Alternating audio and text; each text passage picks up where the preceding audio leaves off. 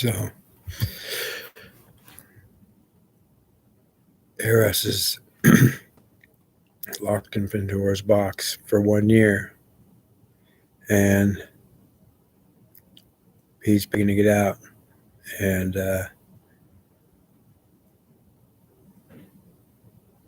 Pandora was told not to open the box, and she was given the box by God, Zeus.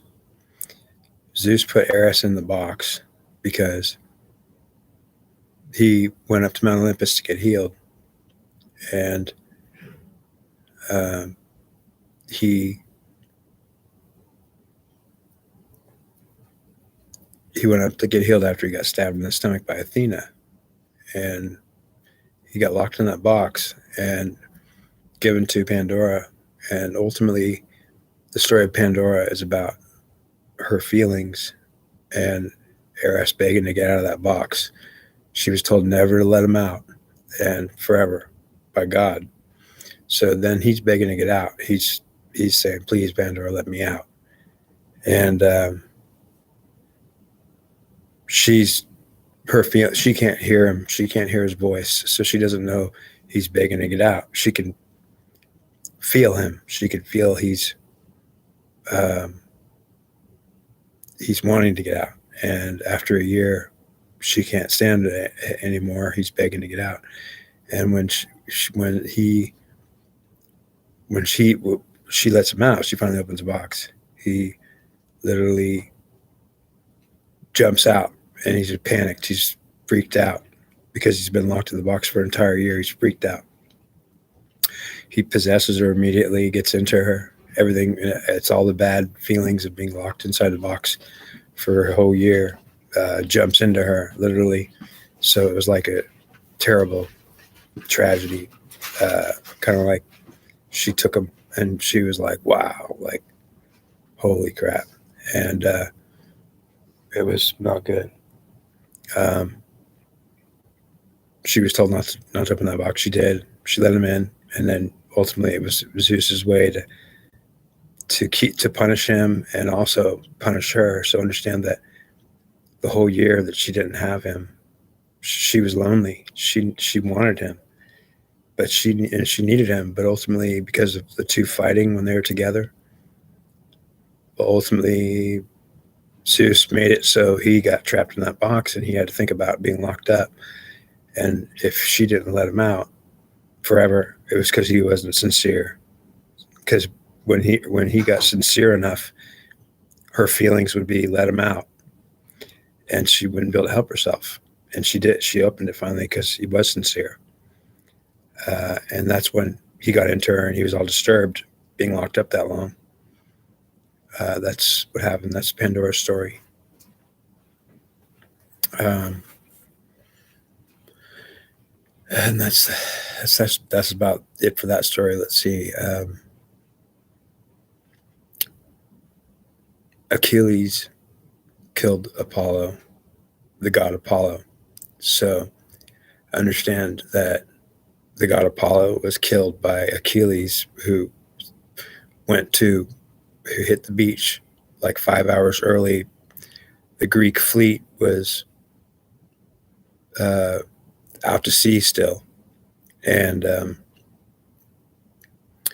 Achilles attacked the beach, surprise, and went right into the Apollo's temple.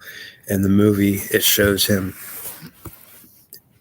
decapitating the statue of Apollo, but in real life, he actually went into that temple, and Apollo lived there, who was a god, and he was surprised because Achilles was the demigoddess, so he was not detected, which means that the god Apollo was inside his temple, and he did not know that Achilles was coming because he was under a goddess screen, which the goddesses were screening Achilles' presence from being detected. And because Apollo accepted his sister Artemis's presence, he wasn't thinking that if he saw a goddess coming or approaching.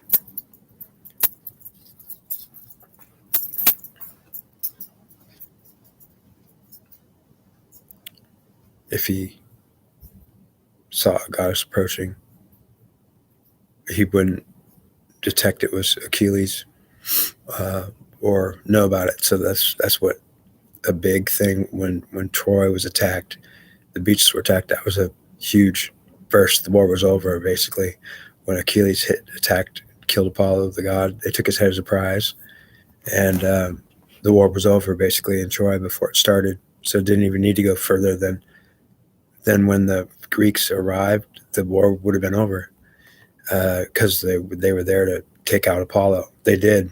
Achilles did, and but Agamemnon wanted to continue the war because he had invested so much time in creating the largest fleet that ever would sail. Like thousands of Greek ships came towards Troy, and so they spent 10 years fighting over basically nothing.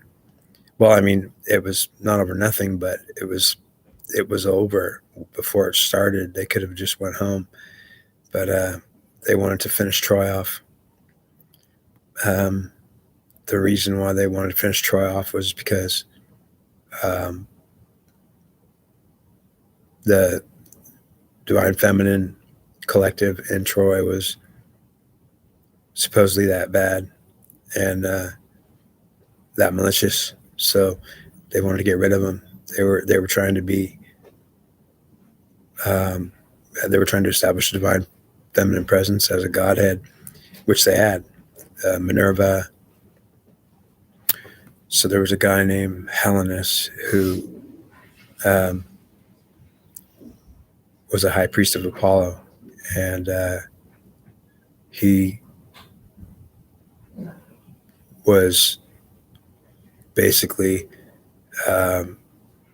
trying to change the collective by negotiating with it, and he had been negotiating with it with the divine feminine collective for like 7 years, trying to change it, trying to make it agree, or trying to establish some kind of agreement between the feminine and the masculine collectives. They were fighting.